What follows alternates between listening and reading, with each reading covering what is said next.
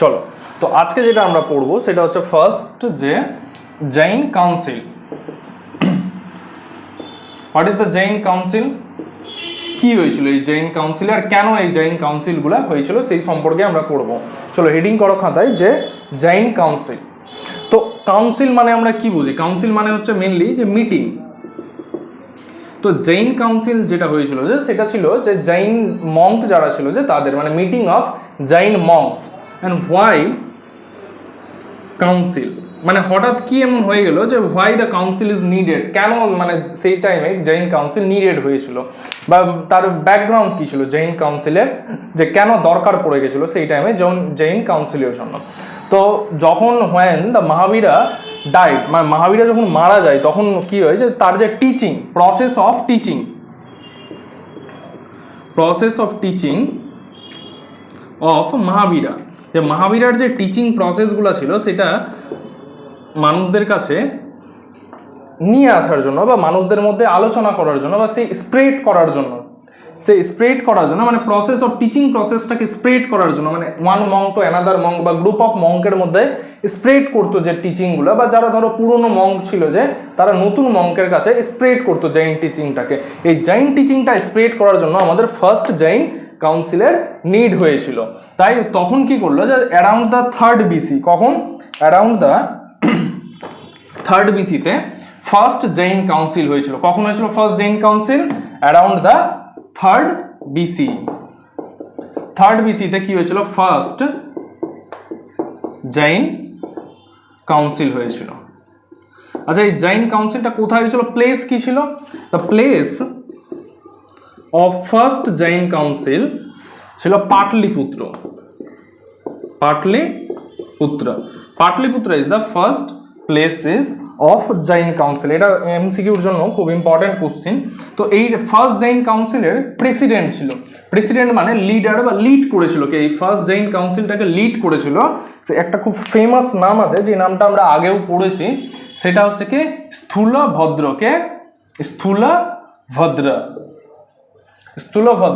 was led the first Jain council। তো এবার এই কাউন্সিলটা হওয়ার পরে এবার সাধারণভাবে আমরা যখন কোনো মিটিং করি বা কোনো কাউন্সিল করি তো সেটার একটা আউটকাম থাকে, যে রেজাল্ট কি হয়েছিল। এই ফার্স্ট মানে স্থূলভদ্র যে প্রেসিডেন্ট ছিল সেই ফার্স্ট জৈন কাউন্সিলের, সেটার রেজাল্ট কি হয়েছিল? The result of the first Jain council is the compile the 12 Angas. কি করেছিল? এই যে মহাবীরার যে টিচিং প্রসেসগুলো ছিল না, সেই টিচিং প্রসেসগুলোকে একসাথে কম্পাইল করা হয়েছিল, মানে একই জায়গাতে প্রিজার্ভ করা হতো। 12 অঙ্গাসকে কি করা হয়েছিল? কম্পাইল করা হয়েছিল। Compile the 12 Angas. এটা কে কার আন্ডারে হয়েছিল? স্থূলভদ্রার আন্ডারে হয়েছিল। প্লেস কোথায় ছিল? প্লেস ছিল পাটলিপুত্র। রিমেম্বার, মনে থাকবে সবার, প্লেসেস ছিল পাটলিপুত্র। নেক্সট হচ্ছে আমাদের যে second Jain council. Second Jain council কখন হয়েছিল? সেকেন্ড জৈন কাউন্সিল হয়েছিল অ্যারাউন্ড দ্য 5th BCE। যদি অ্যাকুরেট বলি তাহলে 512 AD-তে আমাদের কি হয়েছিল? সেকেন্ড জৈন কাউন্সিল হয়েছিল। কোথায় হয়েছিল? প্লেস কি ছিল? Place of the second Jain council is Vallabhi, VALLAVI, Vallabhi. তো ভল্লভিতে কি হয়েছিল? আমাদের ফার্স্ট জৈন এই সেকেন্ড জৈন কাউন্সিলটা হয়েছিল। আচ্ছা, এটার প্রেসিডেন্ট কে ছিল? Who was the president of the second Jain council? Anyone know? Then tell me. President of second Jain council is, anyone know about the second Jain council of president? Devardhigini. Who was Devardhigini? Devardhigini was the second Jain council president. So who was the first? First was the Stulabhadra and second was the Devardhigini. আচ্ছা, result কি ছিল second Jain কাউন্সিলের? What was the result of second Jain council? The second Jain council is compiled করেছিল। কি compiled করেছিল? 12 Angas and 12 উপাঙ্গাস। কি compile করেছিল? 12 Angas and 12 উপাঙ্গাসকে compile করেছিল। মানে ফার্স্ট জৈন কাউন্সিলে কি হচ্ছিল, orally one monk to another monk transfer করা হতো, অ্যান্ড সেকেন্ড জৈন কাউন্সিলে কি হলো, ওটাকে রিটার্ন ফরম্যাটে অর্থাৎ 12 অঙ্গস অ্যান্ড 12 উপাঙ্গসটাকে কি করা হলো, কম্পাইল করা হলো ফর দ্য ফিউচার। তা এটা ছিল আমাদের সেকেন্ড জৈন কাউন্সিল হয়েছিল। চলো তাহলে আমরা যদি বলি যে ওভারঅল কি ইম্প্যাক্ট পড়েছিল বা কি রেজাল্ট এসেছিল, তাহলে ওভারঅল রেজাল্ট কি ছিল, কিসের রেজাল্ট, রেজাল্টটা হচ্ছে যে এই যে কাউন্সিলগুলো হয়েছিল, এই ওভারঅল কাউন্সিলের রেজাল্ট বা মোটো কি ছিল, বা মানে why this council was held. একটাই রিজন বলবে যে preserve the teaching of Mahavira. এটা তো মেইন রিজনস ছিল, এর সাথে আরও কিছু রিজনসগুলো ছিল, যার মধ্যে ফার্স্ট ছিল যে dispute settlement of Jain Monk, যে জৈন মঙ্কগুলো ছিল তাদের মধ্যে ডিসপুট যে হতো সেই ডিসপুটগুলোকে সেটেল করতো। এবং নেক্সট যেটা যে ফার্স্ট জৈন কাউন্সিলে আমরা কি দেখেছিলাম, যে ওরালি যে টিচিং স্টাইলটা ছিল সেটা one Jain monk to another Jain মঙ্ককে কি করা হতো, দেওয়া হতো, বা মানে ওরালি ট্রান্সফার করা হতো। কিন্তু নেক্সট যেটা সেকেন্ড জৈন কাউন্সিল হলো, সেখানে আমরা দেখলাম যে ইন এ রিটার্ন ফরম্যাটে এটা করা হয়েছিল, মানে এই 12টা অঙ্গ এবং 12 উপাঙ্গসগুলোকে কম্পাইল করা হয়েছিল। নেক্সট আমরা আসবো এই জৈনিজমের ইম্প্যাক্ট কি কি পড়েছিল, কোথায় ইম্প্যাক্ট পড়েছিল, সোশ্যালি কি ইম্প্যাক্ট পড়েছিল, পলিটিক্যালি কি ইম্প্যাক্ট পড়েছিল, আর সেই টাইমে প্রচুর ইনফ্লুয়েন্স হয়েছিল আর্ট অ্যান্ড আর্কিটেকচার। তো ফার্স্ট যদি আমরা ডিসকাস করি ইম্প্যাক্ট অফ জৈনিজম, তো ইম্প্যাক্টটা কোথায় পড়েছিল, ফার্স্ট আমরা যদি পলিটিক্যাল ক্ষেত্রে দেখি, পলিটিক্যাল ইম্প্যাক্ট কি কি পড়েছিল। পলিটিক্যাল ইম্প্যাক্টে ফার্স্ট যেটা পয়েন্ট আসছে অহিংসা। অহিংসা মিনস নন ভায়োলেন্স। জৈনিজমে এটা প্রচুর ইনফ্লুয়েন্সিভ ছিল অহিংসা। তো পলিটিক্যাল চেঞ্জেস ইম্প্যাক্টের মধ্যে অহিংসাকে প্রচুর প্রমোট করেছিল, মানে সোসাইটিতে অহিংসা প্রমোট হয়েছিল, যে মানুষের মধ্যে ফ্যাটার্নিটি এসেছিল, মানুষের মধ্যে ভাইচারা এসেছিল, যাকে বলতে পারি আমরা, যে একে অপরের প্রতি ভায়োলেন্স দেখাবে না। আর কি পলিটিক্যাল ইম্প্যাক্ট এসেছিল, যে সেভারাল কিং লাইক যেরকম চন্দ্রগুপ্ত মৌর্য প্রচুর পরিমাণে কি হয়েছিল, ইনফ্লুয়েন্স হয়েছিল বা সাপোর্ট করেছিল। কাকে সাপোর্ট করেছিল, জৈনিজমকে সাপোর্ট করেছিল। আর কি কি চেঞ্জেস এসেছিল, তো পলিটিক্যাল চেঞ্জেসে আমরা কি কি দেখতে পাচ্ছি, অহিংসাকে প্রমোট করেছিল। আর কি হয়েছিল, চন্দ্রগুপ্ত মৌর্য বা আরও এছাড়া সেভারেল কিংগুলো কি করেছিল, প্রচুর সাপোর্ট করেছিল। কি সাপোর্ট করেছিল, জৈনিজমকে। আর কি করেছিল, জৈন মঙ্কগুলো ছিল যে তারা অ্যাডভাইজার হয়েছিল। কি হয়েছিল, এই যে রুলার্স যে আছে, যে রুলার্সদের অ্যাডভাইজার হয়েছিল। কারা হয়েছিল, জৈন মঙ্করা। তাহলে এটা ছিল তোমার পলিটিক্যাল ইম্প্যাক্ট। আচ্ছা, নেক্সট ইম্প্যাক্ট কি পড়েছিল, সোশ্যাল ইম্প্যাক্ট। সোশ্যাল ইম্প্যাক্ট মানে সমাজের মধ্যে সেই সময় জৈনিজমের ফলে কি কি চেঞ্জেস এসেছিল বা সোসাইটিতে কি কি চেঞ্জেস এসেছিল, সোশ্যাল ইম্প্যাক্ট কি পড়েছিল।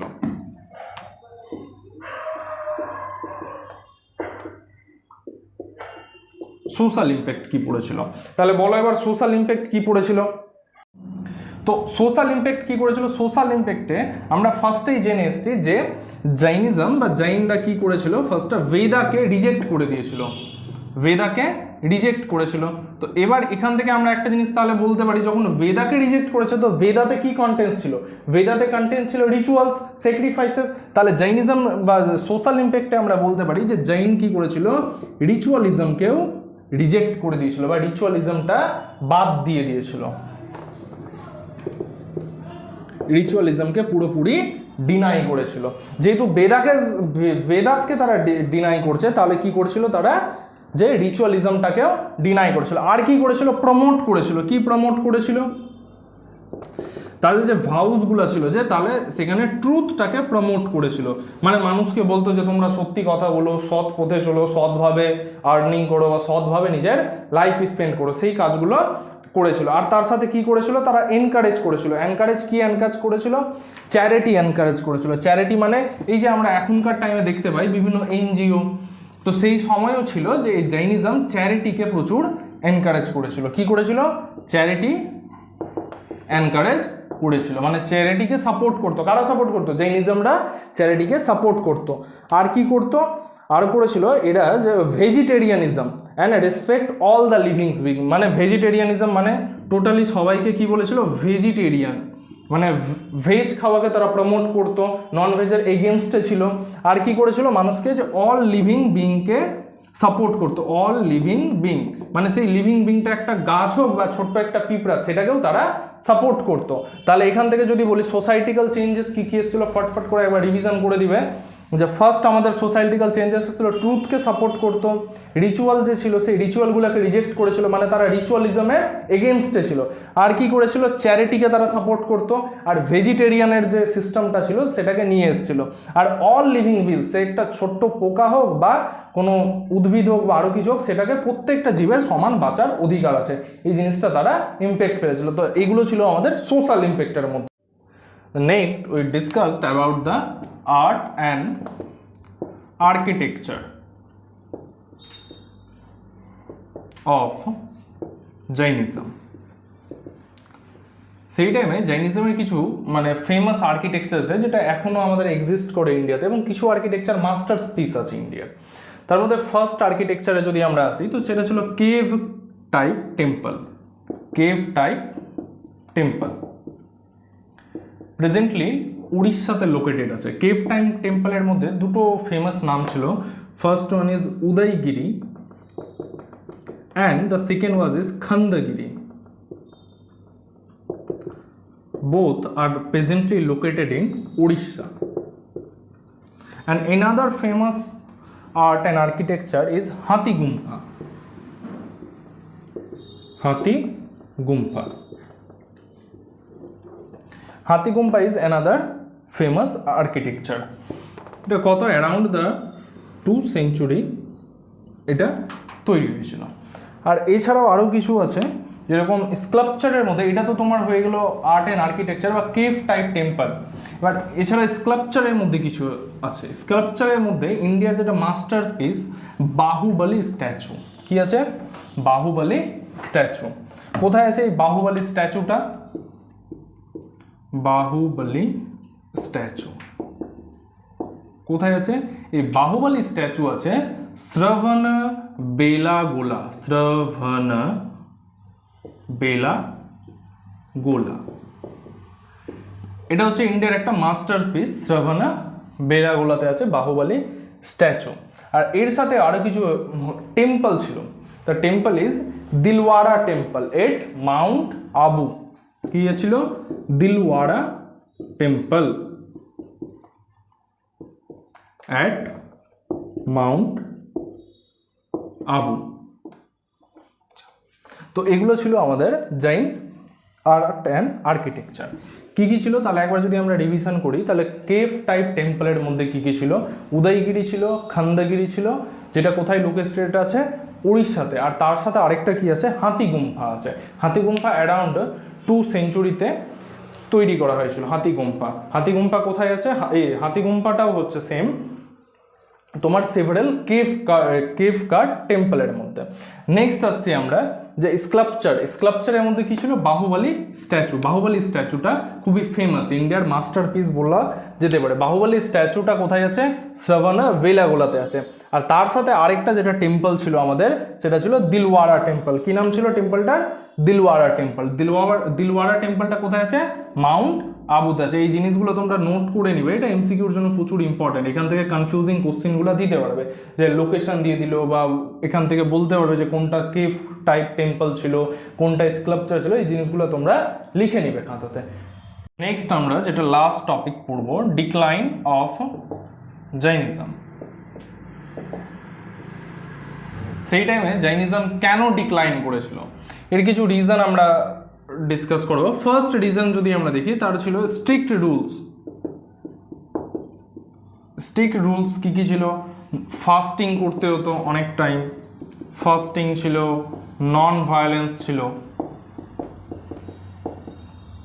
তো এই রুলসগুলো কি হয়ে গেছিলো, যে এই রুলসগুলো কমন পিপলের ক্ষেত্রে মেনে চলা বা কন্টিনিউ করা কি হয়ে গেছিলো, মানে প্রবলেমেটিক ক্রিয়েট করেছিল। মানে তারা ডেইলি বেসিসে এই রুলসগুলো মেনে চলতে পারতো না। তাহলে স্ট্রিক্ট রুলসটা জৈনিজমের যেটা ছিল, যে সেটাও একটা রিজন যে ডিক্লাইন হয়েছিল জৈনিজম। নেক্সট আমরা যদি বলি, নেক্সট টপিক কি ছিল? Lack of royal support. Royal support যেটা কি আগেই তোমাদের বুঝিয়েছিলাম, যে কোনো নতুন জিনিস যদি স্প্রেড হয় বা ডিক্লাইন হয়, তার ভূমিকা রয়্যাল সাপোর্টে অনেক বেশি থাকে। রয়্যাল সাপোর্ট কীরকম, যে ফার্স্ট তো ইনিশিয়াল টাইমে বিম্বিসার, অজাতশত্রু এরা তো সাপোর্ট করেছিল, এরা প্যাট্রোনাইজ করেছিল জৈনিজমকে, বাট এদের পরে যখন তোমার অশোকা আসলো তো তখন সেই টাইমগুলোতে বুদ্ধিজমকে প্রচুর পরিমাণে অ্যাকসেপ্ট করেছিল। তো বুদ্ধিজম অ্যাকসেপ্ট করার ফলে কি হয়েছিল, জৈনিজমের ওপর গ্রহণ লেগে গেছিল, মানে জৈনিজমের পপুলারিটি কমে গেছিল। তাহলে lack of royal support, lack of royal support. Next আর কি ছিল, সেই সময় কিছু কন্টেম্পোরারি রিলিজিয়ান গ্রো করেছিল। কন্টেম্পোরারি রিলিজিয়ান কীরকম, যে হিন্দুইজম তখন গ্রো করেছিল। কিভাবে গ্রো করেছিল, কন্টেম্পোরারি কিছু পার্সন ছিল যারা জৈনিজমের পাশাপাশি হিন্দুজমের জন্য প্রচুর মানে গ্রো করার জন্য প্রচুর ইনফ্লুয়েন্স করেছিল পিপলদের, এবং তারা কি করেছিল, কিছু জৈনিজমের মানে মংস যারা থাকে যে তাদের ইনফ্লুয়েন্সও করার চেষ্টা করেছিল। যেরকম আদি শঙ্করাচার্য, খুব ফেমাস একটা নাম, আদি শঙ্করাচার্য, রামানুজ, এরা কি করেছিল, মানে কমন পিপলদেরকে জৈনিজম থেকে হিন্দুইজমে কনভার্ট করেছিল এবং প্রচুর মানুষকে ইনফ্লুয়েন্স করতে পেরেছিল, যেটা এটাও আরেকটা রিজন যে জৈনিজম ডিক্লাইন হয়ে গেছিলো সেই টাইমে। তাহলে এতক্ষণে কী কী পেলাম, একটা স্ট্রিক্ট রুলস পেয়েছি, ল্যাক অফ রয়্যাল সাপোর্ট পেয়েছি, যে সেই টাইমে রয়্যাল সাপোর্ট ছিল না। নেক্সট কী ছিল, কন্টেম্পোরারি রিলিজিয়ানগুলো গ্রো করা শুরু হয়েছিল, স্পেশালি হিন্দুইজম গ্রো করেছিল। কাদের দৌলতে গ্রো করেছিল, আদি শঙ্করাচার্য, রামানুজন, এদের দৌলতে গ্রো করেছিল। আর কি কি ছিল, যেটা মোস্ট এবং প্রচুর ইম্পর্টেন্ট রিজনস, যে জৈনিজম দুটো সেক্টে ডিভাইড হয়েছিল। যে কি কি ডিভাইড হয়েছিল, একটা ছিল দিগম্বর আর একটা ছিল শ্বেতাম্বর। তো এই যে ডিভিশনটা যেটা হয়েছিল না, এটা কি করেছিল, জৈনিজমের ইউনিটিটাকে উইক করে দিয়েছিল। যেটা আমি বারবারই বলি যে unity is important for leading in society. তাহলে এই যে দুটো ভাগে যে ভাগ করে দিয়েছিল দিগম্বর আর শ্বেতাম্বরকে, সেটা ইউনিটিটাকে ব্রেক করে দিয়েছিল, যার কারণে এটাও একটা রিজন যে জৈনিজম ডিক্লাইন হয়ে গেছিল। এবং নেক্সট যেটা আসছে যে লিমিটেড মাস আপিল। লিমিটেড মাস আপিল কি, জৈনিজম স্পেশালি ইনফ্লুয়েন্স করেছিল যারা ট্রেডার বা মার্চেন্ট ক্লাস ছিল না, তাদেরকে ইনফ্লুয়েন্স করেছিল, ট্রেডার অ্যান্ড মার্চেন্ট ক্লাস। আর এটা কোথায় ছিল, আরবান এরিয়াতে। কিন্তু রুরাল এরিয়াতে রুরাল কমন পিপলদের ইনফ্লুয়েন্স করতে পারেনি জৈনিজম। তাহলে এটাও একটা রিজন ছিল যে জৈনিজম ডিক্লাইন হয়ে যাওয়ার। তাহলে ফটাফট বলো যে কি কি রিজন তাহলে আমরা লিখতে পারি। ফার্স্ট তো ছিল, আমরা যদি বলি তাহলে স্ট্রিক্ট রুলস ছিল, যেটা জৈনিজমকে প্রচুর হারশিপ করে দিয়েছিল, যেটা কমন পিপলের কাছে মেনে নেওয়া পসিবল ছিল না। নেক্সট ছিল যে lack of royal patronage support, মানে রয়্যালরা সাপোর্ট করেছিল না শেষের দিকে জৈনিজমকে। তারপরে যদি আমরা নেক্সট আসি, হিন্দুজম ডিভাইড করে গেছিল, আদি শঙ্করাচার্য, রামানুজ, এরা কি করেছিল, হিন্দুজম স্প্রেড করেছিল সেই টাইমে। নেক্সট আমরা যদি বলি তাহলে মানে মাস মোবিলাইজেশন তারা করতে পেরেছিল না, যে মানে প্রচুর মানুষকে urban, rural, common people, trader সবাইকে তারা ইনফ্লুয়েন্স করতে পারেনি। কেবলমাত্র কাদের ইনফ্লুয়েন্স করেছিল, ট্রেডার মার্চেন্ট ক্লাসকে। আর কোথায় করেছিল, শুধুমাত্র আরবান এরিয়াতে। রুরাল পিপলটা সেই টাইমে জৈনিজমের ব্যাপারে ইনফ্লুয়েন্স হয়েছিল না, এটাও একটা রিজন ছিল। আর যেটা সবচেয়ে বেশি ইম্পর্টেন্ট আমাদের কাছে, সেটা ছিল কি, জৈনিজম দুটো ভাগে ভাগ হয়েছিল, একটা হচ্ছে দিগম্বর আর শ্বেতাম্বর। তো এবার যখনই জৈনিজম দুটো ভাগে ভাগ হয়ে যায়, তাদের মধ্যে গোষ্ঠীদ্বন্দ্ব, ইন্টার কনফ্লিক্ট লেগে থাকতো। ঠিক আছে, এই ইন্টার কনফ্লিক্টটাও একটা রিজন যেটার কারণে জৈনিজমটা ডিক্লাইন হয়েছিল। ঠিক আছে, তাহলে এটা ছিল আমাদের পুরো জৈনিজমের ক্লাস, যে জৈনিজম কি করে স্প্রেড হলো এবং কি করে ডিক্লাইন হলো। টোটাল বেশি তো টপিক নাই, কিছু টপিক আছে, এটাই ছিল আমাদের টোটাল জৈনিজমের ক্লাস।